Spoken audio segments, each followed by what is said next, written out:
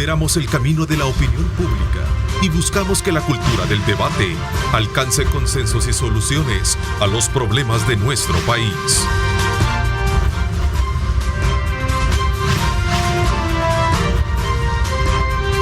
Diálogo con Ernesto López. Buenos días, El Salvador, ¿cómo están? Qué placer enorme estar con ustedes el lunes 12 de septiembre. Gracias por estar en sintonía de nuestra programación. Quiero darle la más cordial bienvenida y desearle muchos éxitos en la presentación y la conducción del noticiero a Ricardo González, periodista, que estará con nosotros en horas de la mañana y por supuesto llevándoles a ustedes como siempre con ese toque profesional y el acompañamiento de todos los equipos de Telenoticias 21, la información nacional e internacional. Así es que desde ya, bienvenido Ricardo y por supuesto el mejor de los éxitos en esta nueva proyección y presentación de noticias desde tempranas horas de la mañana. Vamos inmediatamente en esta hora y media a conocer aspectos importantes de la vida política, económica y social. Y sobre todo esta mañana queremos abrir la semana precisamente para analizar un poco la situación por la que atraviesa el país, particularmente en cuanto a enfermedades contagiosas. Ya se conoció este fin de semana precisamente se confirmó el segundo caso de viruela símica. Se trata de un paciente masculino de 40 años de edad.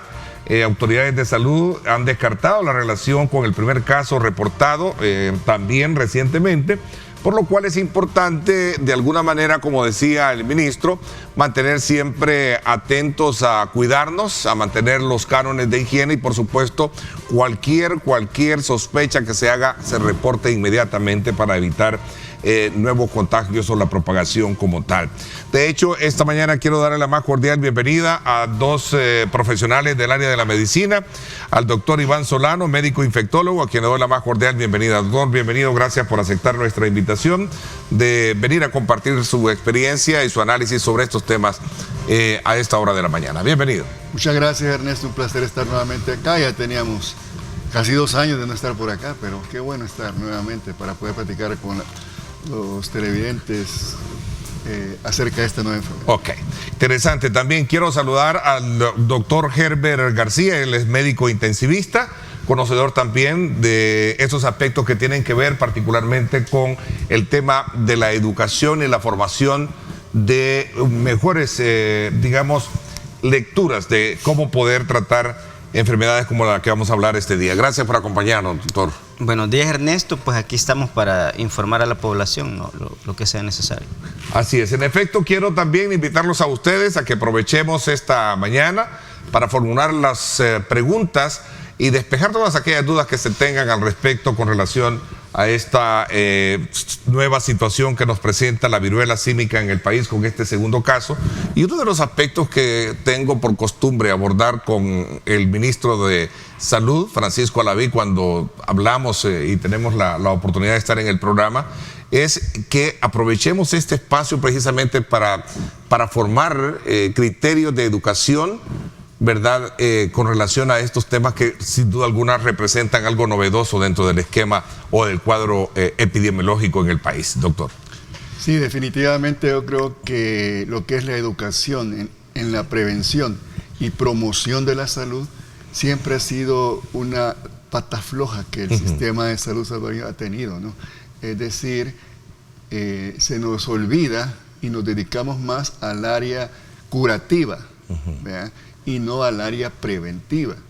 Y además la promoción de hábitos de vida saludables. En ese sentido, pues es bueno, y yo siempre he creído de que la población debe estar bien informada y de fuentes reconocidas.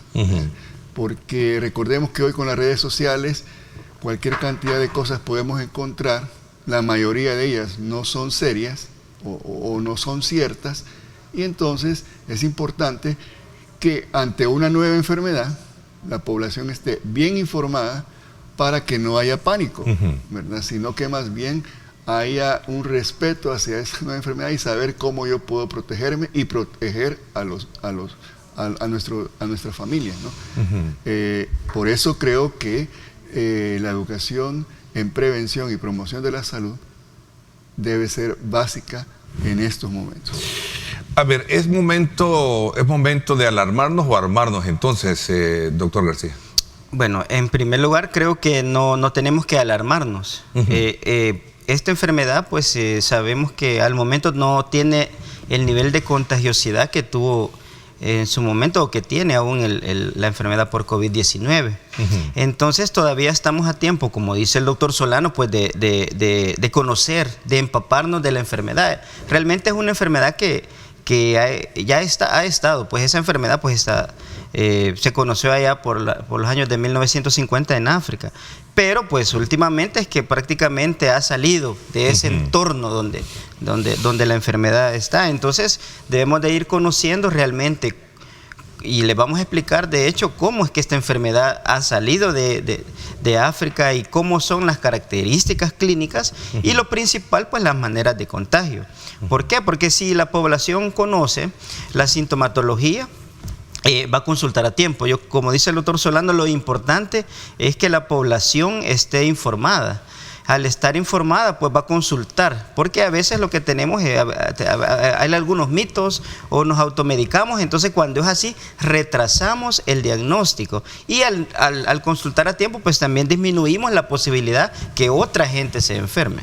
Ahora, ¿y qué podemos de alguna manera conocer en primera instancia de esta nueva enfermedad símica? Sobre todo por las características que en algún momento emulan casi muy parecidas a las que se tienen con otro tipo de diagnóstico. Por ejemplo, la viruela normal, ¿verdad? Perdón, también tenemos otras. ¿Viruela humana o sí, cuál te refieres tú? Así se llamaba, viruela, ¿no? Viruela humana, pero ahora decirte, sí es importante conocer eso, ¿no? En primer lugar, datos que deben llevarnos a estar alertas, más no alarmados, es el hecho que, ya lo decía el doctor García, esta es una enfermedad con baja letalidad y baja transmisibilidad. Es decir, hasta el momento su tasa de letalidad, con más de 50.000 casos que se han presentado a nivel mundial, es de 0.017%. Es sumamente baja. Luego, la transmisibilidad no es como el virus SARS-CoV-2 que produce el COVID, ¿no? Es mucho menor, ¿verdad? Y, por ejemplo, hemos visto recientemente un estudio presentado por la Universidad Francisco Gavidia, por el doctor Picardo, donde en base a proyecciones matemáticas saca estimaciones de cuántos casos pudieran darse en El Salvador. Por lo menos, si mal no recuerdo, que en octubre de 2022, hablaba él de que iban a haber aproximadamente 8 casos. ¿Qué significa eso? Que en un periodo de 2 meses, pues la cantidad de casos va a ser pocas comparadas con las anteriores. Dicho esto, también es importante que las formas de transmisión la gente lo conozca. La principal forma de transmisión es a través del contacto de una persona enferma que tiene lesiones en su piel con otra persona a través de la piel. Esa es la principal forma de transmisión. Aquí la vía de transmisión respiratoria es mucho menos frecuente, ¿vea? Como lo es en el SARS-CoV-2, a no ser que la persona enferma tenga a nivel de su cavidad oral lesiones similares a las que aparecen en la piel, y al estornudar, al toser, pueda expulsar gotículas de saliva y que nos vaya a ingresar a nosotros, ya sea a través de la mucosa conjuntival o bien a través de las vías respiratorias.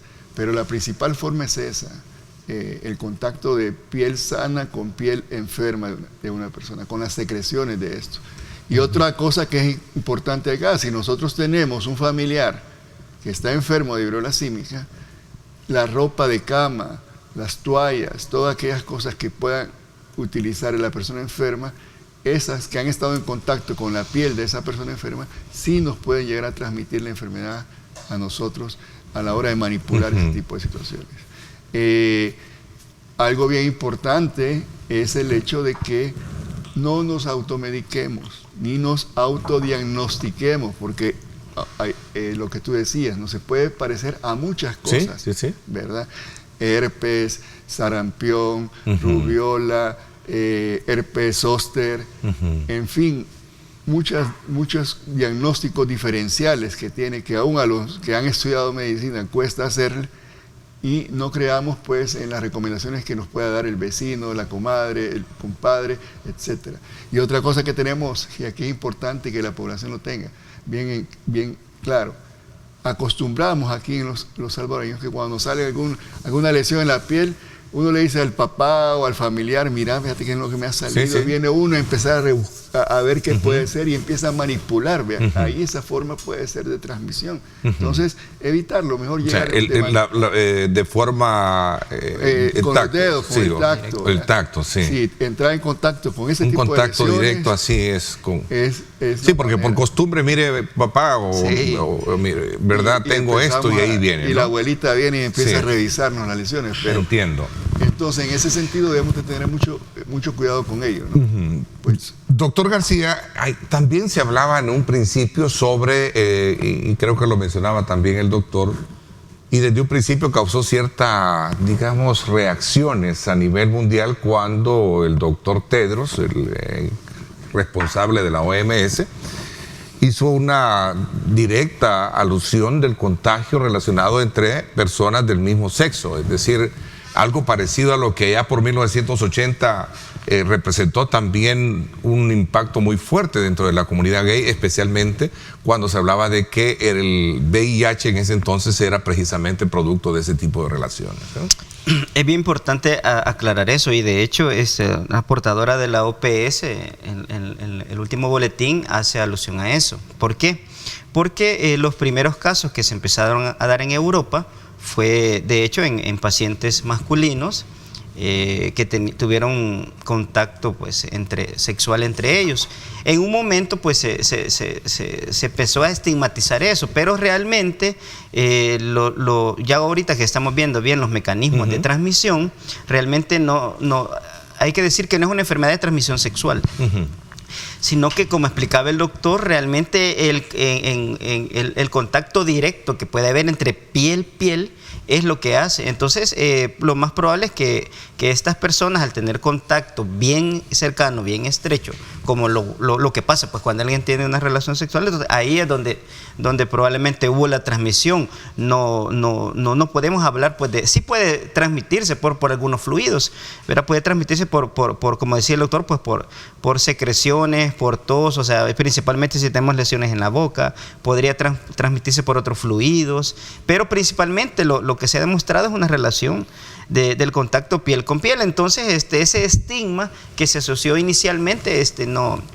Y también se decía pues que este tipo de personas, ¿verdad? Que ahí en Europa o en Estados Unidos pues tienen un estricto control, el doctor no me va a dejar mentir, un estricto control de sus enfermedades, ¿verdad? Si esas personas tienen VIH, pues estas personas están atentas a cualquier cambio que pueda tener y consultan tempranamente. Entonces se asoció pues a ese tipo de personas, pero también ese tipo de personas consultaron tempranamente. Entonces no es realmente que es por eso. Todas las personas, ahora se dice, pueden enfermarse. No tiene que ser necesariamente hombres, homosexuales. De hecho, ahorita el 98% de la enfermedad empezó en hombres. Ahora ya va creciendo el porcentaje de 1 a 2%, va creciendo el porcentaje de mujeres que pueden verse afectadas con esta nueva enfermedad. A ver, pero esto no es nuevo. Entendería yo que la viruela símica no es nueva. Esta apareció hace mucho tiempo, especialmente en el África, ¿no? Sí. De hecho, los primeros casos humanos, el primer caso humano se detectó en un niño de 9 meses de edad, allá en Zaire, hoy conocido como República Democrática del Congo, en 1970. Y es que, ahondando un poco en lo que dice el doctor García, definitivamente todavía no se puede atribuir a que en el semen, por ejemplo, pueda ser la forma de transmisión. Sí hay unos pocos estudios que han detectado presencia del virus en el semen, pero no hay la suficiente evidencia científica como para decir que a través de una relación sexual puedo adquirir la viruela símica. más bien es por el contacto de piel con piel. De ahí que también se recomienda, y como usted lo decía, Ernesto, allá por la década de los 80, que no estigmaticemos esta enfermedad, porque al estigmatizar, lo que vamos a hacer es que esta gente, la gente que pueda tener esa orientación sexual, se limite a buscar asistencia médica, ¿verdad? O cualquier otra persona, como lo asocian con ser una enfermedad de transmisión sexual, tener el temor de qué va a pensar el médico que me atiende acerca de mi orientación sexual. Por eso el abordaje debe ser de género. Obviamente esta población es de mayor riesgo de adquisición del virus que el resto de la población, pero debe de abordarse con perspectiva de género, y esas son las recomendaciones últimas que ha estado dando la OMS también en ese sentido, ¿no? A ver, aquí hay un elemento que le antecede a la pregunta que, mejor dicho, que planteaba anteriormente, es decir, por el sentido mismo que si esta enfermedad ya se conocía, no representa mayor grado de letalidad, pero si no se educa, puede generar un impacto discriminatorio, ¿verdad? Así es. Como usted lo está planteando. ¿Será que también nosotros estamos de alguna manera montándonos en esa agenda mundial? Y lo retomo porque un televidente aquí lo decía, pareciera ser que nos estamos montando en una agenda mundial si sabemos que la enfermedad al final no es letal. No sé, creo que me parece un buen análisis desde el punto de vista científico, ustedes que están al frente de los pacientes. Pero no sé qué dice el amigo televidente para poder entender a qué se refiere, como que que si la enfermedad no es letal como el COVID, lo voy a traducir un poco porque están pasando muchos mensajes. Pareciera ser que se están montando en una agenda mundial. Bueno, yo no estaría muy de acuerdo con él. Okay. ¿Por qué? Porque nosotros somos médicos y vamos a tratar a un paciente enfermo. No nos estamos subiendo en agendas mundiales. Lo que nosotros buscamos es y pareciera ser que no se refiere al caso de ustedes. Al final somos nosotros, ustedes son nuestros invitados, somos nosotros los que estaríamos tratando. Yo me refiero a la comunidad médica, pues. Okay. ¿Me entienden? No a nosotros dos, sino a la comunidad médica. O sea, nosotros tenemos que tratar enfermedades, ¿verdad? Y tratar a pacientes.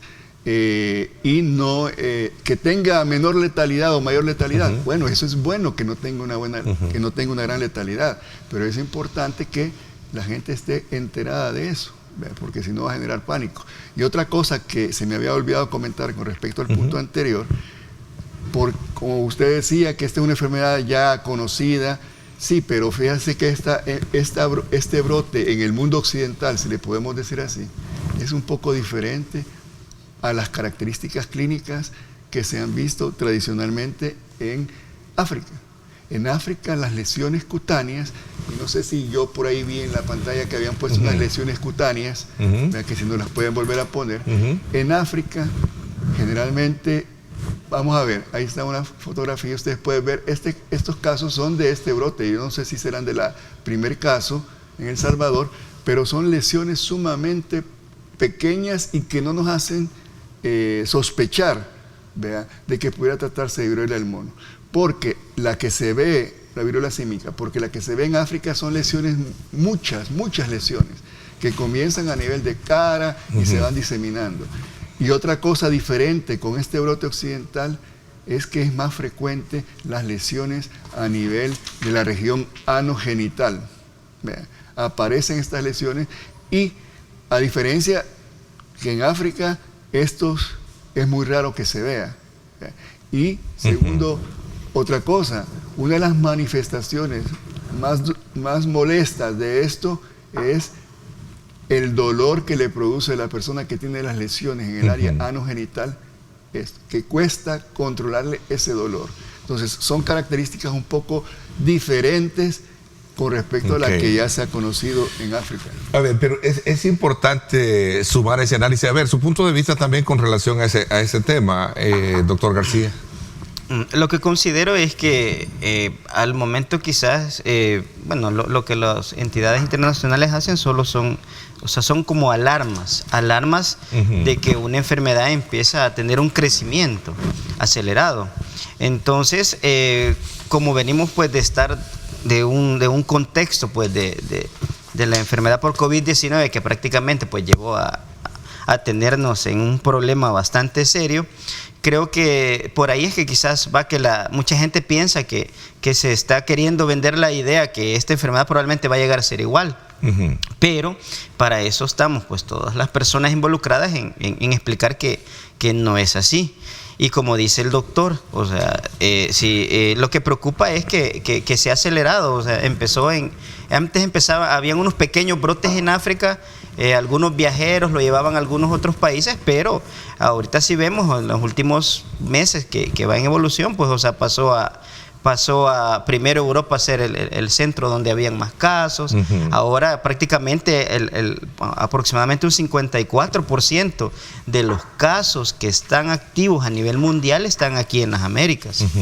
Entonces, Estados Unidos, Canadá, Perú, Brasil realmente tiene un ritmo acelerado de casos, pero no como para alarmarnos, sino que prácticamente para aprender a identificar, hacer las medidas de prevención, porque hay mucha gente que quizás por el tema COVID ya está quizás como aburrido y que las vacunas y que ya aburren con lo mismo. Entonces, como que quizás tienen esa sensación que podríamos llegar a un nivel así, pero aparentemente pues no van a llegar las cosas a ser tan globalizadas. Por ahí creo que va. Es interesante ese punto que usted ha logrado colocar, porque pareciera ser que causa demasiado estrés estar hablando de todo esto, ¿no? Así fue el COVID, así fue el tema de las vacunas y todo aquel hermetismo, ¿no?, generado alrededor. Después viene el tema de las vacunas, que estas vacunas te estaban inoculando sustancias lesivas para llevarte a la muerte. Bueno, de hecho, muchos hoy en día con estas súbitas muertes que están apareciendo, están relacionándolo con ese tema. Sí, pero mire, eso es parte de, a veces, el no tener la información suficiente y adecuada, ¿vea?, acerca de las vacunas y creer más en otro tipo de teorías. ¿Vea? Las vacunas desde 1796, que Edward Jenner comenzó, precisamente surge la vacunación como estrategia de salud pública a través del experimento que este doctor hizo con casos de viruela humana en 1796. Las vacunas han salvado muchas vidas. Y en el caso de las vacunas COVID, hay un estudio interesante publicado a finales del año pasado por la revista Lancet, donde se demostró que las vacunas COVID habían logrado prevenir 20 millones de muertes a nivel mundial. Ahora bien, que dicen que a veces que yo he escuchado una historia, como le dice la gente, no, es que yo no me la pongo porque mi vecino o quién sabe se murió después de vacunarse. Sí. Pero en medicina, y no padecía de nada. Sí, en medicina las eventualidades no son evidencia científica. Vean, puede ser que el señor le tocaba, tuvo un evento cardíaco, etcétera, pero no específicamente asociado a la vacuna. Hay que hacer estudios clínicos adecuados para poder ver si hay una relación causal, ¿vea?, entre el evento de haber sido vacunado y el evento que sufrió. Que sí, las vacunas pueden producir efectos secundarios y algunos graves, claro que sí, pero eso es lo más pequeñito o el porcentaje más pequeño con respecto al beneficio que una persona obtiene al vacunarse. Por eso es importante la educación, ¿vea?, y la educación de fuentes fiables, ¿vea?, porque incluso hay colegas que creen que en las vacunas nos insertan chip, ¿vea?, y que entonces hay un centro internacional en donde están, hoy le toca esto y tocan el botoncito y se activa. Yo conozco médicos de renombre, claro, y voy a reservarme, que no se han vacunado. Y me imagino que estamos hablando del mismo colega, que Y es tenemos una persona respetable, profesional, pero que en Sí. ese aspecto se me ha perdido. Vea. Entonces, Pero como también es individual, pues es una Claro. cuestión individual, ¿verdad? claro, pero yo lo que quiero resaltar aquí en este punto es que la evidencia científica al momento es abrumadora acerca del beneficio Sí. de las vacunas, y que un solo evento que puede haber sido producto de la casualidad, en medicina sí se evalúan Sí. las cosas, entonces tiene que hacerse de verdaderos estudios para determinar si una vacuna es buena o una vacuna es mala, como lo vamos a discutir posteriormente con las vacunas Sí. Ya vamos a ver ese tema, porque también ya se habla de la vacuna contra la viruela símica, que estaría llegando en el tercer trimestre a nuestro país, es decir, ya estaríamos por estos días, ¿no? Según una información que tengo acá de principios del mes.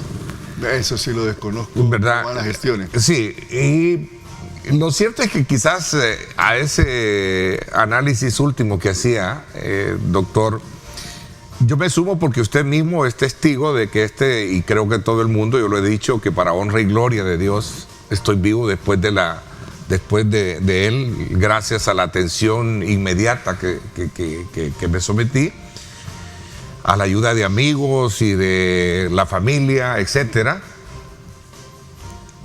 para saber de que en el primer cuadro de línea yo estuve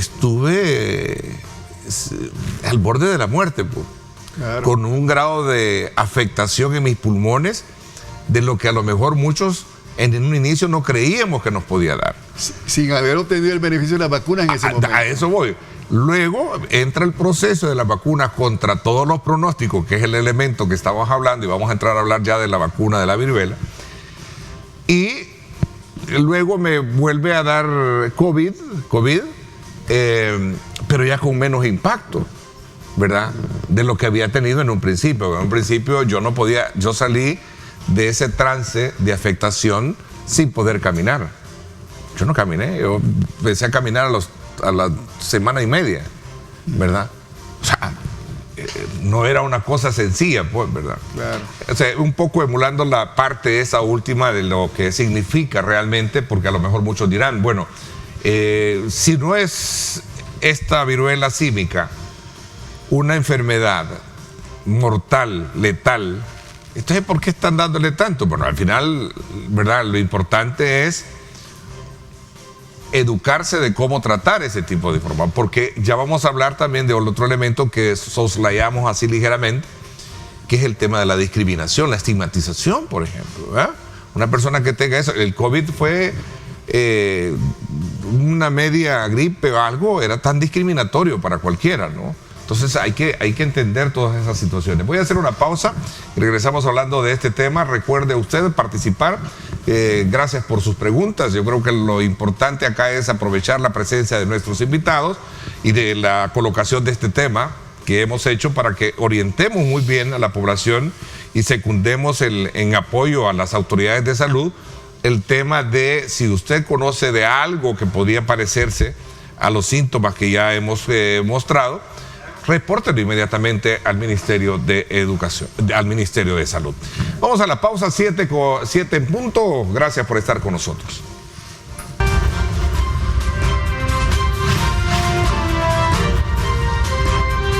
Diálogo con Ernesto López.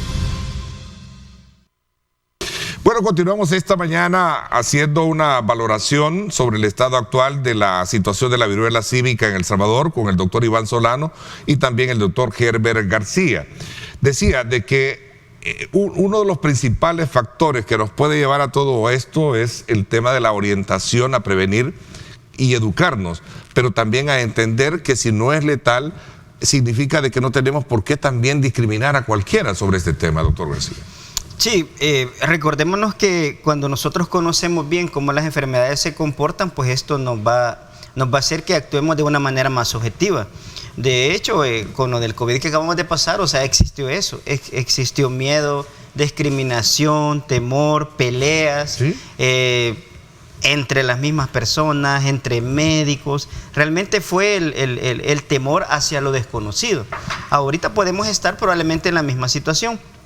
que estamos nos empapando de cómo esta nueva enfermedad se comporta. Lo malo es que a veces cuando por desconocimiento nosotros podemos generar temor o hacer que se discriminen a las personas. Lo primero que tenemos que hacer es, siempre tenemos que tener una manera de prevención. Si hay alguien que se sospecha que pudiera estar con alguna sintomatología, solo voy a hacer un paréntesis, porque creo que no dijimos lo de los síntomas. Esta enfermedad, igual que otras, siempre tienen algunos síntomas que son comunes a otros tipos de enfermedades virales, ¿verdad? Pero la sintomatología característica son fiebre, dolor de cabeza, dolor muscular, pueden haber inflamación de ganglios, que esta es una característica que lo hace diferente de otras enfermedades. Mialgias. Mialgias, que quiere decir dolores musculares, que son bastante fuertes. Y lo importante es que allá por esta enfermedad más o menos entre 5 a 21 días probablemente vamos a tener los síntomas. Y ahí por el tercer o quinto día, dependiendo de cada paciente, van a empezar a surgir las lesiones que van a ser las características, que son lesiones, ¿verdad?, que pueden empezar como manchitas, que se van después haciendo como ampollas, y puede haber una progresión en el tiempo de estas lesiones. Después llenarse de agüita, llenarse de pus, y después de todo este proceso quedar como costras. Entonces, si hay alguna persona presenta alguna sintomatología de esto, pues lo primero que tiene que hacer es consultar. ¿Por qué consultar? Porque el médico es el único que puede hacer y le puede ver si hay qué tipo de enfermedad es, ¿verdad? O sea, no vamos a decir a alguien le salió una ronchita, tiene viruela del mono, no. Por el contrario, consulta a tiempo, se hace el diagnóstico diferencial, y si es necesario y hay alta sospecha porque se tuvo contacto con alguien con sintomatología clínica, pues aislarlo. Pero aislar no significa discriminar. Aislar significa que yo voy a estar alejado de las otras personas para no contagiarlo si así fuese, ¿verdad? O sea, eso es lo que a veces sucede, ¿verdad? Que de repente si algún vecino mío tiene esto, pues empieza todo el mismo contexto. Hay que remarcar esa parte importante. Empieza el vecino de la casa tal tiene viruela del mono, y empieza prácticamente ese proceso de discriminación, que a veces como salvadoreños o por cultura tendemos a hacer eso, que no es correcto. Sí, porque al final, a veces no matan la enfermedad, sino la discriminación. Creo que hubo un lema alguien psicológicamente al paciente, psicológicamente a su entorno familiar. Esas cosas creo que tenemos que ir cambiando de manera cultural. Nos quedamos en el tema de la vacuna. La vacuna, doctor Solano. Con vacunas contra la viruela símica. Sí.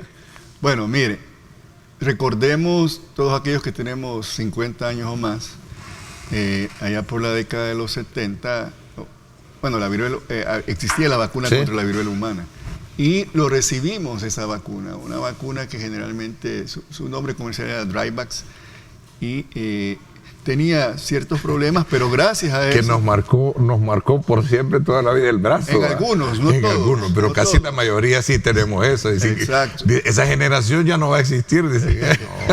Entonces... Porque hoy los niños ya no les queda esa marca, ¿no? No, porque ya se dejó de colocar la vacuna. Acuérdese que... Y era una pistola, yo recuerdo que era como una pistola. Es como cuando uno tiene digamos, la aguja tiene varias canaletas, y entonces tiene una técnica que le da varios, muy similar, pero no igual a como que si me estuviera haciendo yo un tatuaje. Y entonces esta vacuna pues se dejó de poner, porque gracias a esa vacuna, a pesar de los efectos molestos que producía, se logró eliminar la viruela, la viruela humana, que esa sí tenía una letalidad elevada. Era el sarampión, ¿verdad? ¿O era diferente? No, es diferente. Yo me acuerdo que también estaba la del sarampión. Sí, claro, pero con respecto a la viruela, esa vacuna era la viruela símica. Posteriormente surgen vacunas de segunda generación y vacunas de tercera generación. Las de segunda generación es una llamada ACM 2000, que es similar en cuanto a su composición a la original, ¿verdad? Tiene la misma técnica. El problema de esta vacuna, bueno, ambas vacunas estas que voy a mencionar, sí han demostrado que son efectivas para la prevención de la viruela humana, más no la de la viruela símica. se están haciendo estudios, y así hicieron estudios en animales, que han demostrado que puede funcionar también contra la viruela símica, ¿verdad? Pero todavía, por motivos de la emergencia, pues sí hay suficientes datos de seguridad que puede utilizarse en los humanos, ¿verdad? Y la ACM 2000 no se puede poner en personas con VIH, por ejemplo, o personas con las defensas bajas, porque pudiera producirles la enfermedad, ¿verdad? Porque está constituida por un virus capaz de replicarse. En cambio, la otra, que se llama Gimio, nombre comercial, esta es más fácil la aplicación, eso sí, requiere 2 dosis con una separación de 4 semanas, y el riesgo que yo vaya a desarrollar la enfermedad es mucho más bajo, ¿verdad? En ese sentido, podemos hablar de esas vacunas. Ahora, debe quedarle claro a la población que estas vacunas contra la viruela símica no van a ser para todas las personas, como fueron las vacunas contra COVID, ¿verdad? Solo están indicadas inicialmente para personal de salud y para todo aquel personal de laboratorio, por ejemplo, aquel personal de laboratorio que procesa muestras clínicas, ¿verdad? O que trabaja en laboratorios de investigación. Son ellos los que deben de recibir la vacuna. O pacientes con ciertas características, pero no va a ser a la población general que se va a indicar esto. Tanto desde el punto de vista científico, así se está recomendando, y además recordemos que ahorita hay un problema de abastecimiento, de producción y abastecimiento de estas vacunas. ¿Por qué? Porque no se estaban produciendo, ¿vea? Solamente estaban enfocadas a aplicarse a personal militar en países del primer mundo, ¿vea? Llámese Estados Unidos, Reino Unido y otros países como Israel, ¿vea? Para evitar que pueda ser, porque la viruela humana, el virus desapareció a producir enfermedad, pero el virus lo tienen aislado en laboratorios de alta seguridad en estos países como potencial arma de guerra biológica. Entonces, por así está la situación de Vamos a ver. Las vacunas. Bueno, nos queda claro, no la discriminación, no debe de existir eso, más debe de haber un grado de atención y orientación muy claro en el protocolo para evitar contagiarse. Veamos un poco este otro tema que no lo quiero pasar por alto, porque se habla que también tenemos en el país muchos casos aparentemente de dengue. ¿Qué es lo que está pasando? ¿Qué conocen ustedes, doctor García y doctor? Lo que pasa es que recordémonos que en la época lluviosa prácticamente acordémonos que aumentan todos los lugares donde puede haber acúmulo de agua. Bueno, y este invierno pues no hace diferencia. Sí. Entonces, pueden aumentar pues todas estas enfermedades, llámese dengue, chikungunya, en un momento el Zika. Entonces, sí, no podemos dar la alarma que estamos en una etapa donde realmente las cosas salen de control, pero sí, de manera ambulatoria y algunos casos pues sí podrían complicarse, principalmente de dengue. Entonces sí ha habido algún incremento que sí está relacionado probablemente a veces a las acciones de prevención que puede tener todas las personas en su casa, pero sí han aumentado. Sí, yo quisiera hacer un comentario y hay un poco distinto con el doctor. Sí, esperamos que en esta época, y sobre todo que tenemos el fenómeno de la niña, porque las lluvias son mucho más frecuentes, eso coincide con el hecho de que han aparecido una gran cantidad de casos. Según el último reporte epidemiológico, que fue hasta el 20 de agosto, de ahí no hemos tenido más reportes epidemiológicos del ministerio, para esa fecha, para el 30 de agosto, para el 20 de agosto, en El Salvador se habían presentado 13.302 casos de dengue, sospechosos de dengue. En el 2021, para la misma fecha, solo habían 3.247 casos. Vean. O sea, se ha incrementado de manera importante la cantidad de casos sospechosos de dengue. Vean. Pero llama la atención, cuando uno revisa ese reporte epidemiológico de casos, cómo la información puede ser matizada y querer darnos una impresión de que la situación está controlada. ¿vea? Y yo creo que en este momento es importante que demos una información correcta a la población, porque si yo doy una información correcta a la población va a obtener percepción de riesgo, de que sí se puede infectar del dengue, del virus del dengue, y va a tomar más en serio las medidas de prevención que también están en la población. Nosotros debemos de eliminar los criaderos de zancudos en nuestras casas, porque el asesino está en nuestra casa, no está fuera de nuestra casa. Entonces, pero si a mí me dicen que la cosa está bien, pues yo no voy a tomar las medidas preventivas. De ahí la importancia de la educación y de la información transparente y adecuada. Cuando uno revisa esos datos, fácilmente se da cuenta de que hay cierto grado de matización o manipulación de la información para tratar de ver que el dengue no está siendo un problema en el país, y sí lo está haciendo. Yo me atrevería a decir de que tenemos dengue y de manera importante, y que si no hacemos las medidas de prevención en nuestra casa, el dengue, para mí ya estamos en epidemia. Para mí sí estamos en epidemia de dengue, aunque los datos del ministerio no lo digan. Debemos de buscar los criaderos de zancudos.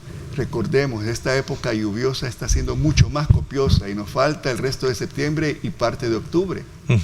Y ahí podemos tener esos casos. Hay un elemento que voy a introducir en este análisis, doctor García, de qué hacer frente a una situación que es normal encontrarla, porque entiendo que el ciclo anual del dengue es precisamente de esa manera.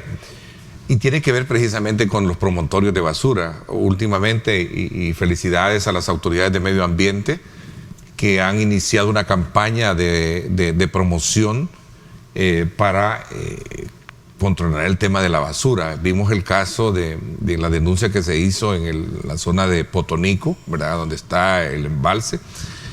Es un promontorio de basura tremendo, ¿verdad?, en el tema del lago. Y este es un factor que obviamente también provoca el criadero de los zancudos.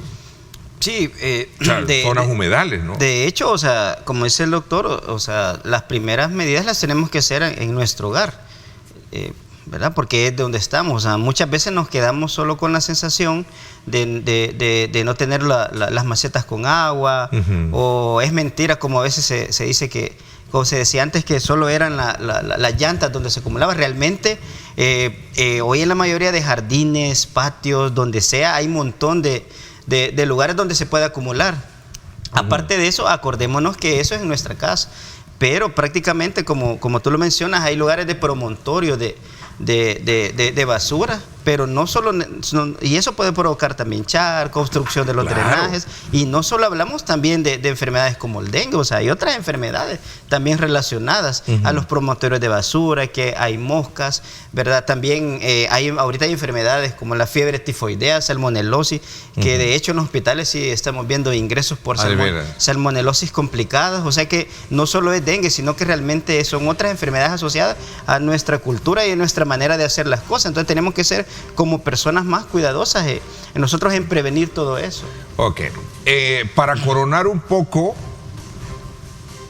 el programa de hoy, y que he tenido como propósito estimular a la conciencia de todos nosotros sobre la necesidad de cuidarnos, de no alarmarnos, pero sí ocuparnos precisamente con situaciones como la viruela símica, que ya se conoció el segundo caso, de ver las diferentes formas del comportamiento que tiene en la sociedad. El caso del dengue también es otro de los temas que hay que ponerle muchísima atención, y como decía el doctor García, de otros casos que ellos que están al frente, ¿verdad?, de atención médica, pues se están conociendo de mayor intensidad, ¿no?, de mayor número. Yo quiero agradecerles el que nos hayan permitido esta mañana abrir, desde luego, con este nivel de intervenciones de ustedes, para que la población esté debidamente informada. Gracias entonces nuevamente, doctor Solano, gracias por estar siempre dispuestos a acompañarnos en estos temas. Le agradezco muchísimo. Gracias a usted.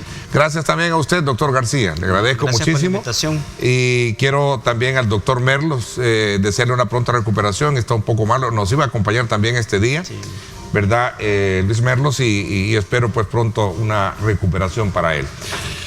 Vámonos a la pausa y cuando regresemos el director de Protección Civil nos habla cómo va a estar la situación de lluvia para las próximas horas. Dice que vamos a tener una frecuencia de tormentas producto de un sistema que se posiciona muy bien en Centroamérica, pero también vamos a hablar de todo el trabajo que se está desarrollando para prevenir accidentes, como por ejemplo este tema de los árboles, ¿verdad? Que se caen precisamente por los fuertes vientos y la poda que se ha hecho en casi 2.000 árboles solo en el área metropolitana de San Salvador. Así es que desde ya les invito a ustedes a que me acompañen. Luis Alonso Amaya, director de Protección Civil, me acompaña en cuestión de minutos. 7:20, vamos a la pausa y regresamos con más.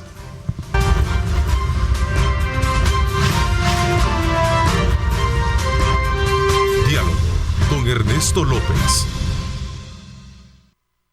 Son las 7 de la mañana con 23 minutos. Quiero darle la más cordial bienvenida a esta segunda parte del programa al director de Protección Civil, Luis Alonso Amaya, con quien vamos a hacer un repaso de las actividades que se han hecho precisamente para prevenir el impacto que están teniendo las persistentes lluvias en el país. Bienvenido, gracias por acompañarnos. Al director. contrario, muchas gracias Ernesto por su invitación, gracias por el espacio que nos permite pues comentarle a la población cuál es el trabajo que estamos haciendo, ¿verdad? Como Sistema Nacional de Protección Civil. Bueno, la verdad que hemos tenido lluvias persistentes en el país. Hablábamos de un cúmulo extracámara de acumulación de agua. Sí, efectivamente. Hemos considerable, tenido, ¿no? Pues sí, la verdad es que sí. Hay que recordar que ya llegamos, como usted bien lo apuntaba, a la parte de la época invernal en la que vamos a tener las mayores precipitaciones, ¿verdad? Esto también considerando que ya digamos a estas alturas de la época invernal, ya tenemos un nivel de saturación entre el 85 y el 90% de humedad en el suelo. Entonces, yo lo decía hace algún tiempo, 50 milímetros al inicio de la temporada invernal probablemente no significan mayor cosa. Si 40 milímetros a estas alturas de la época invernal ya significan mucho, ¿verdad? Porque considerando el nivel de saturación, ya podríamos tener algunos eventos que tienen sobre todo relación con movimientos de ladera, derrumbes, deslaves, deslizamientos como los que hemos podido observar en algunas calles, tanto en la zona metropolitana como en el interior del país. Bueno, y a eso sumémosle también la importancia que tiene de conducir con precaución. Y los accidentes por algo son accidentes, ¿verdad? Ocurren porque son accidentes. Sí. Se reporta un accidente carretera que viene de Santa Ana a San Salvador, en la zona del Congo, en la que se ha visto involucrada una patrulla de la Policía Nacional Civil, un carro particular también. Así es que manténganse atentos a esa situación en esa zona, porque creo que ha habido también un cierre del paso vehicular. No sé si a esta hora, no sé si tiene reporte. ¿Cómo no? alguno. Sí, ya tenemos el reporte. Sí. Desde el preciso momento que ocurrió le hemos estado dando seguimiento. También ya movilizamos un equipo táctico de la Protección Civil y por supuesto una ambulancia pensando en que podríamos tener lesionados. Espero que en el transcurso del programa se nos actualice y con mucho gusto le... ¿Ya habrá paso? Porque se había suspendido temporal, no sé si momentáneamente. Entiendo que solo lo suspendieron momentáneamente para la movilización del vehículo. Bueno, fue con un patrulla, le cuento. Sí, sí. Patrulla de la policía. Sí, fue un vehículo de la policía, de la patrulla. Bueno, por eso yo decía que es importante también ver y tener mucho cuidado a la hora de desplazarse por la carretera, porque entiendo que hay un sistema de baja presión que está afectando y va a afectar para la fusivasora. Exactamente, hay un sistema de baja presión. Digamos que va a afectar básicamente en el territorio nacional. No esperamos que sea mayor cuantía, pero sí es importante decirlo. Y reiterar que ya llegamos a la época del año en la que por el nivel de saturación que tenemos, por la cantidad de humedad, eso puede hacer que se produzcan algunos eventos. Entonces, importante que la población acate las recomendaciones. Hemos insistido mucho, incluso esta mañana presentábamos un balance de cuáles son los datos que llevamos hasta por lo menos en el mes de septiembre, ¿no? ¿Qué tenemos en esos datos? ¿Realmente un comparativo con el año pasado es preocupante o mejor dicho ocupante desde el punto de vista de...? Fíjese que al contrario, yo diría que tenemos muy buenos resultados. De hecho, le cuento que, por ejemplo, entre el 1 de septiembre y el 11 de septiembre hemos tenido apenas 42 árboles caídos, y considerando las lluvias y los vientos rafagosos que hemos tenido en algunos momentos, sobre todo cuando son lluvias convectivas, estas que se forman muy rápidamente y tienden a tener vientos con velocidades de mucha consideración, hemos tenido apenas 42 árboles caídos. Esto, Ernesto, es producto de las obras de mitigación que hemos venido desarrollando. Si usted recuerda, el 9 de agosto, que muchos medios llamaron ya la noche de los árboles caídos, ¿verdad? Tuvimos un promedio de 100 árboles caídos, creería que llegó a los 112, 113 árboles caídos en el transcurso de 2 horas durante la tormenta se desarrolló. Entonces, ¿cuál es el punto? ¿Y por qué ahora, digamos, pues no celebramos 42 árboles caídos? Son 42, ¿verdad? No lo celebramos, pero consideramos que es un dato que nos refleja el buen trabajo que hemos venido desarrollando con el descopado de árboles. Eso ha hecho que tengamos menos incidencia, al menos en ese tipo de Así es, porque al principio fue preocupante, como usted dice, cuando empezó a caerles a muchos vehículos. Bueno, tuvimos hasta un fallecido. Sí, un fallecido. Y hablamos en el área metropolitana solo casi de 2.000 árboles. Casi 2.000 árboles en 192 puntos, si mal no recuerdo. Entonces, pero también hemos estado desarrollando esa misma estrategia en el interior del país. En Chalatenango, en el municipio de la Nueva Concepción, tuvimos que talar un árbol que estaba a punto de caer sobre un río.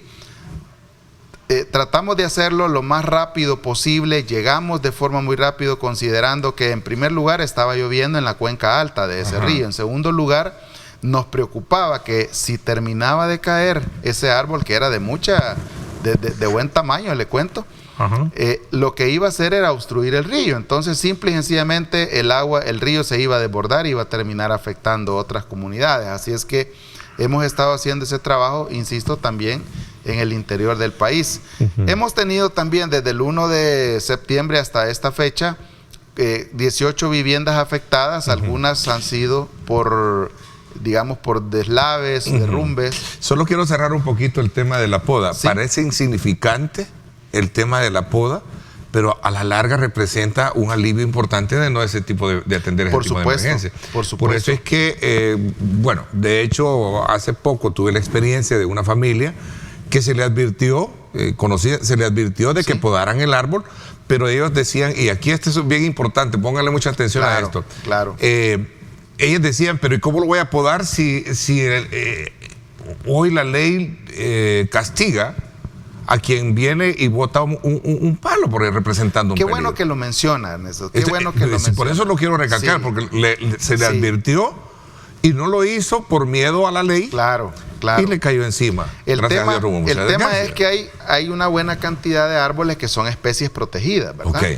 Y estamos muy de acuerdo en que las especies sean protegidas, estamos muy de acuerdo en que hay que mantener el parque arbóreo, pero yo creo que hay un momento, Ernesto, en el que tenemos que sopesar, mantener un árbol porque la especie es protegida y arriesgarnos a que ese árbol caiga y nos termine dañando no solamente la vivienda, o mejor dicho, no solamente bienes materiales, sino que nuestra integridad.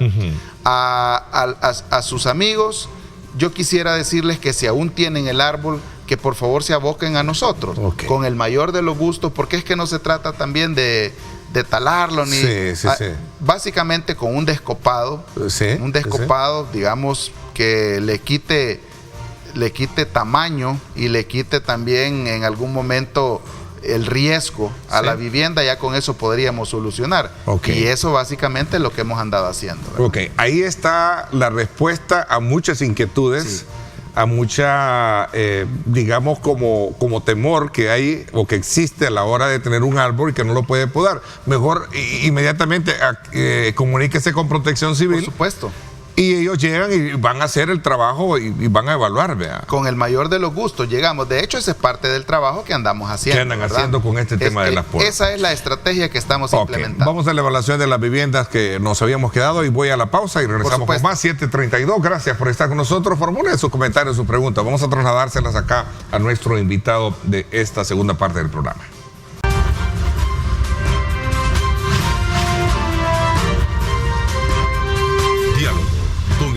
Ernesto López. Bueno, gracias nuevamente por estar con nosotros. Hablamos también de la situación que se le ha presentado para atender el tema de las viviendas que han estado siendo afectadas también por la lluvia, o las zonas muy particularmente, ¿no? Sí, comentarle que, bueno, en los últimos días, en los últimos 10 días u 11 días, hemos tenido un total de 18 viviendas afectadas. A estas personas ya se les ha dado la atención requerida. Cuando hablo de afectación me refiero a daños en el inmueble como tal, en la estructura de la vivienda, pero también, por ejemplo, el día jueves tuvimos un desborde del río Pululuya allá en Cuisnahuat, Sonsonate, donde, pues, si bien es cierto, solo fue anegamiento el que se produjo en algunas de las viviendas, también hemos estado allá. De hecho, ese día estuvimos hasta altas horas de la noche a fin de poder brindarle la atención requerida a las personas. Personalmente me he ocupado de constatar de que se le brinde lo necesario. En esa ocasión se mojaron camas, hubo arrastre de algunas prendas. Entonces, en el preciso momento, y la verdad pues que es la instrucción que tenemos del presidente Nayib Bukele a fin de llegar, responderle de forma rápida a las personas, atender sus necesidades. Y eso es lo que hemos venido haciendo, Ernesto. En algunos casos también se les ha provisto de insumos para la reconstrucción de su vivienda, sobre todo en aquellas en las que ha habido daños de consideración porque cayó un árbol, porque ha habido, digamos, un incidente, digamos, mucho más crítico, ¿no? También comentarle que hemos tenido un promedio de 54 vías obstruidas por diferentes, ya sea por árboles caídos, por movimientos de laderas, derrumbes, deslizamientos, y aquí es donde entra el trabajo articulado de todas las instituciones del Sistema Nacional de Protección Civil, ¿no? Entonces, hemos visto cómo toda la maquinaria que tiene desplegada el Fondo de Conservación Vial, el FOVIAL, llega de forma rápida a fin de poder restablecer a la brevedad posible la conectividad vial. De hecho, por ejemplo, Los Chorros, ahora mismo se tiene hasta un campamento instalado en el Turicentro, a fin, considerando, por ejemplo, que cada vez que hay un pequeño incidente ahí, la carretera pues se satura, ¿verdad?, de tráfico. Entonces, a fin de no estar corriendo, ya sea llegando desde Santa Tecla o llegando desde Lourdes, el cantón Lourdes del municipio de Colón, se ha instalado un campamento ahí y ahora pues llegan de forma rápida, desalojan los escombros y todo lo que se tenga que desalojar y ya se restablece la conectividad. Director, decíamos que vamos a entrar al periodo de mayor persistencia de lluvias, ¿no? Sí.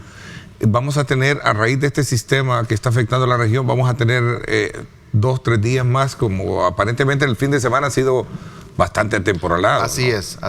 De hecho, va a llover toda la semana, ¿verdad? Vamos a tener lluvias. Probablemente este sistema que ahora mismo tenemos, seguramente me gustaría que me pusieran me colocaran en imagen, en pantalla, el satélite para ver las condiciones atmosféricas, productor. Ahí están. Gracias. Sí, ahí está uno bien posicionado. Exactamente, que está entrando por la costa atlántica nicaragüense, ¿verdad? Entonces, esos sistemas probablemente estarían llegando al país, si no es ahora por la noche, será a la medianoche, la madrugada de mañana. Algo bien importante, Ernesto, porque no quisiera, digamos, aventurarme a establecer un pronóstico. Nosotros desarrollamos todos los días una reunión clínica, así le llama la Dirección de Observatorio de Amenazas del Ministerio de Medio Ambiente, en el que no solamente se evalúa la parte meteorológica como tal, sino que también la parte hidrológica, es decir, cómo va a estar el caudal de los ríos y todo eso. En función de eso, inmediatamente después nosotros decidimos si se mantiene la alerta o se eleva. Hay una alerta estratificada, ¿verdad? Exactamente. Hoy por hoy tenemos alerta naranja en algunos municipios y alerta amarilla en el resto del territorio. Importante que la población sepa que estamos, como ya usted bien lo dijo, estamos en la época del año en el que la incidencia de lluvia, la incidencia de pequeños eventos que tiene que ver con la dinámica geológica del territorio, pues va a ser muy frecuente. Yo creo que este es el momento en el que debemos insistir en las recomendaciones. Por ejemplo, el hecho de no abusar de la velocidad cuando está lloviendo, hay que ser muy precavidos, no aventurarnos a cruzar ríos, quebradas, acatar las recomendaciones si en algún momento se les pide que evacúen y por supuesto mantenerse atento a la información que a través de las fuentes oficiales estamos proveyendo y por supuesto a través de los espacios que ustedes muy amablemente nos brindan para comunicarle a la población. No quiero pasar por alto ver el tema de las zonas en las que se ha decretado la alerta naranja. ¿Cómo no? Ahí teníamos un mapa que me gustaría de nuevo regresar a él. ¿Cómo no? Que estas zonas están fuertemente impactadas, entonces, sí, o son zonas vulnerables y que ya previamente identificadas para poder estar más atento en esa zona. Así exactamente.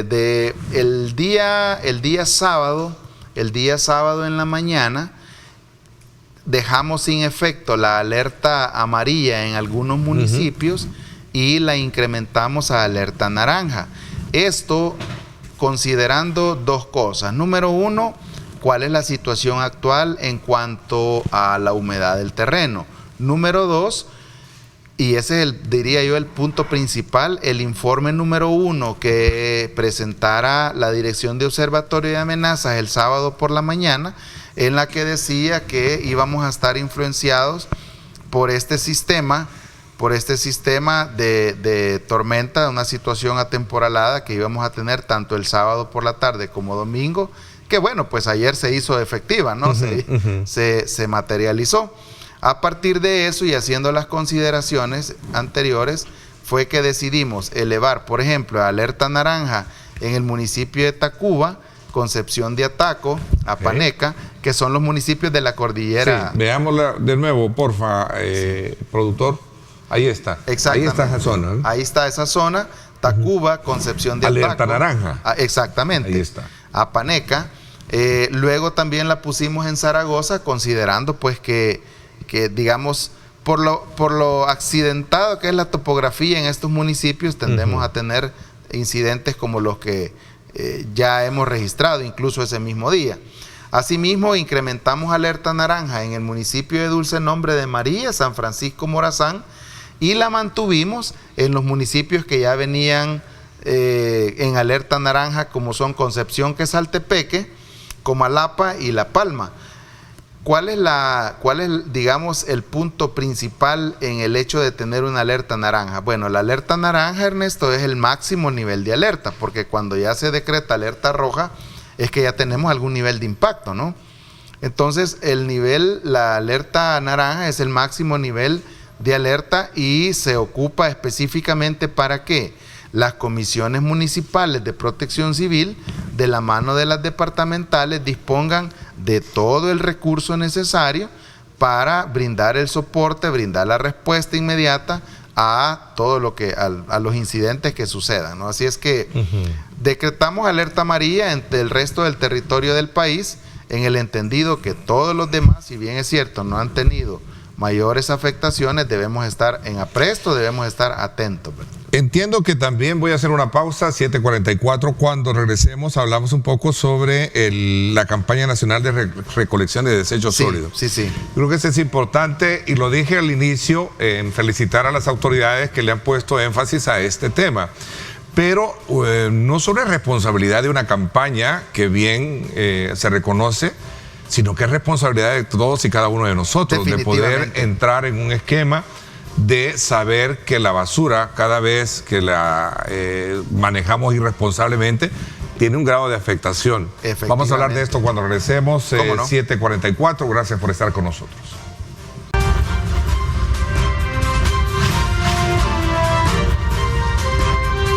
Diálogo con Ernesto López. 7:47 a.m.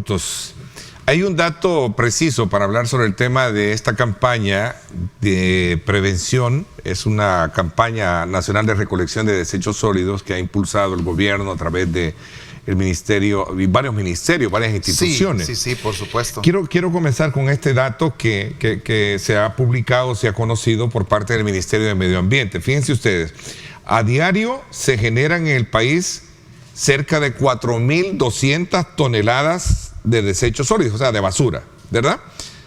pero no todas logran ser recolectadas y depositadas en los rellenos sanitarios, que es donde se le da el respectivo tratamiento, de las cuales solamente el dato que se tiene y se dio a conocer fueron 3.000.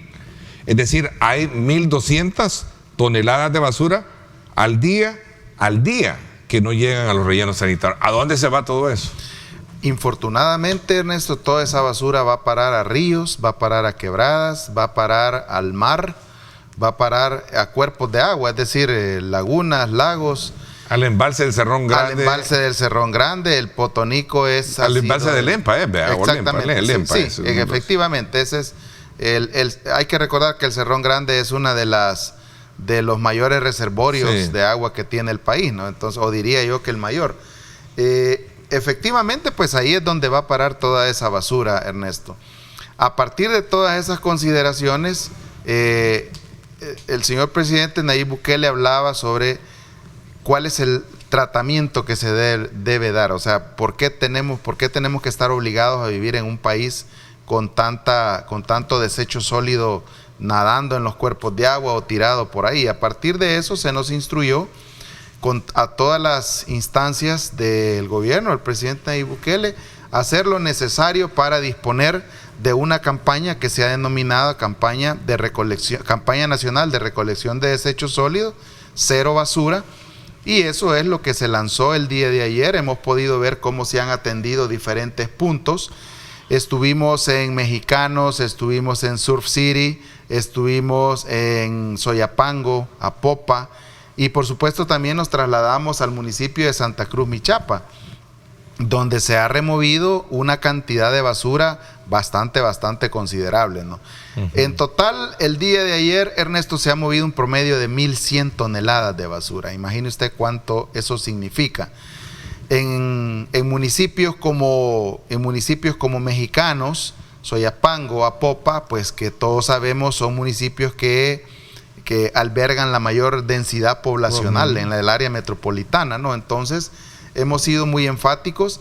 Importante recordar lo que usted decía antes de irnos a la pausa. En el esfuerzo que todos deberíamos hacer para vivir en un ambiente limpio, para vivir en una ciudad limpia, no tiene que ver exclusivamente con cuántas veces pasa el camión de la basura, ¿verdad? Sino tiene que ver también con nuestras costumbres, con la disposición que yo tengo a generar desechos y con el cuidado que yo tengo de que esos desechos no vayan a parar a la calle como ahora mismo lo vemos. Entonces, yo creo que aquí todos, absolutamente todos, tenemos algo que hacer. Yo lo decía ayer por la mañana. En primer lugar, hemos podido observar cómo a veces acaba de pasar el camión de la basura y hasta que el camión pasó, sale alguien y deja la basura en la calle. Llegan los perros, la destruyen, riegan la basura. Entonces, ese tipo de prácticas son cosas que no abonan al trabajo para vivir en un ambiente limpio. Entonces, creo que todos, absolutamente todos los que vivimos en este país, deberíamos ocuparnos de poner nuestro mayor esfuerzo. Como gobierno del presidente Bukele, el día de ayer hemos demostrado que cuando se trata de atender las necesidades de la población, trabajamos de forma articulada, nos organizamos, cada uno de los ministerios, instituciones autónomas. Vea usted cómo, por ejemplo, CEL ha hecho un esfuerzo pero muy importante justamente en el embalse del Cerrón Grande, donde también ha estado el señor ministro de Medio Ambiente, que ha estado muy involucrado en cada uno de los puntos.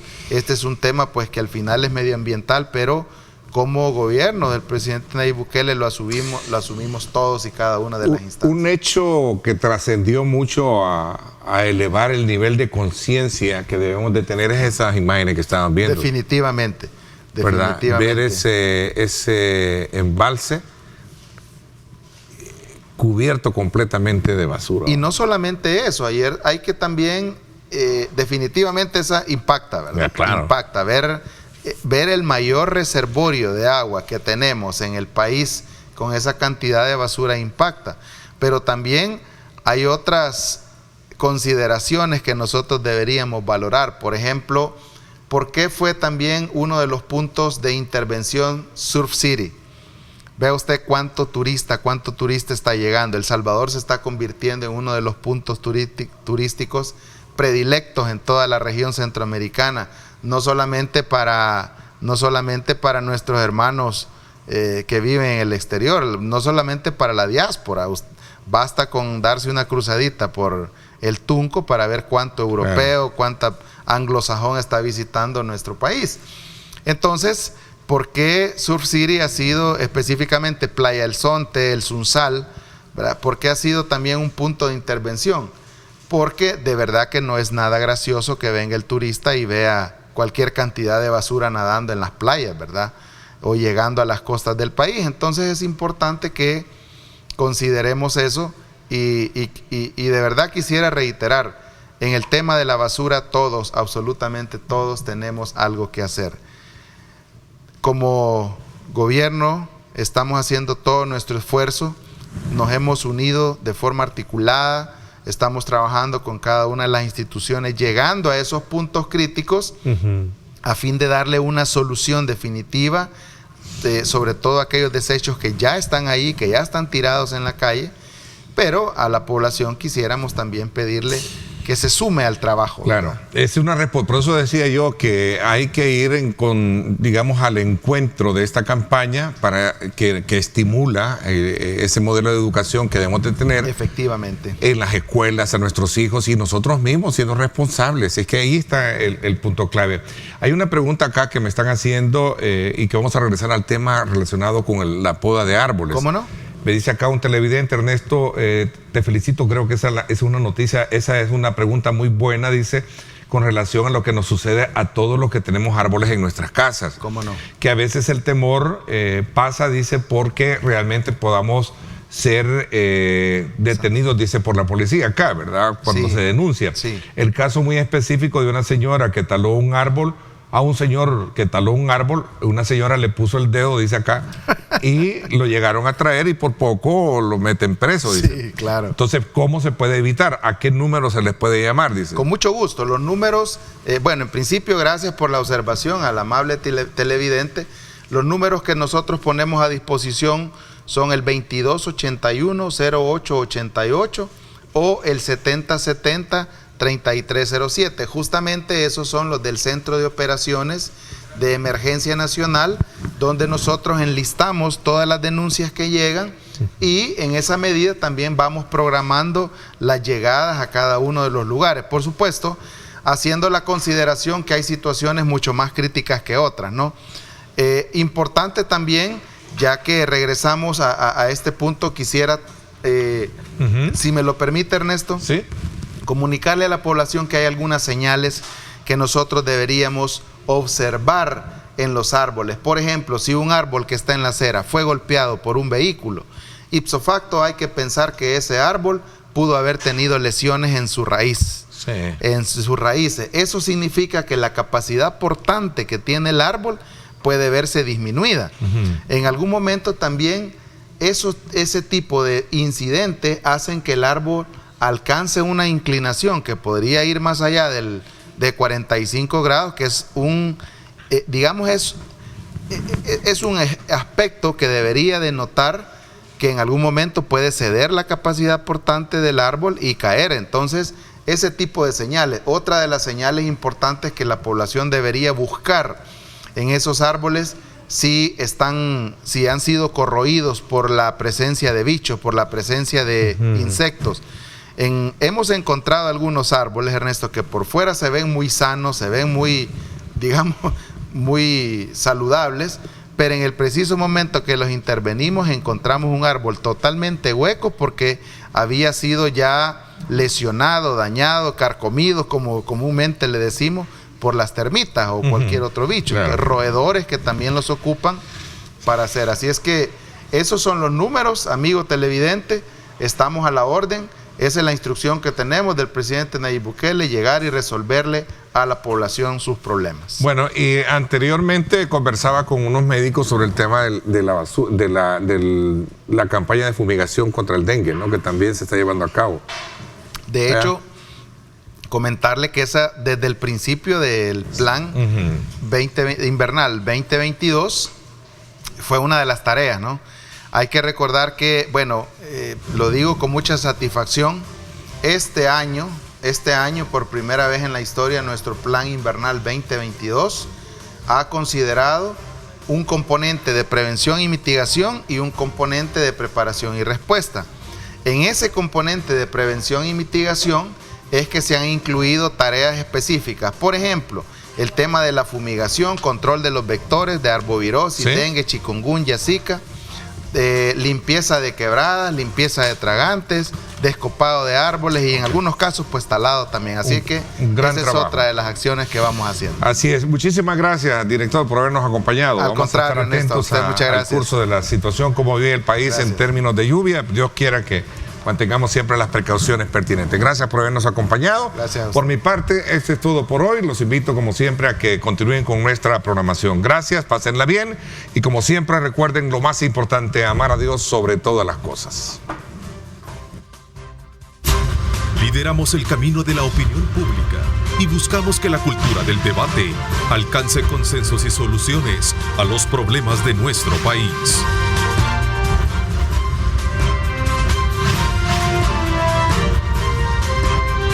Diálogo con Ernesto López.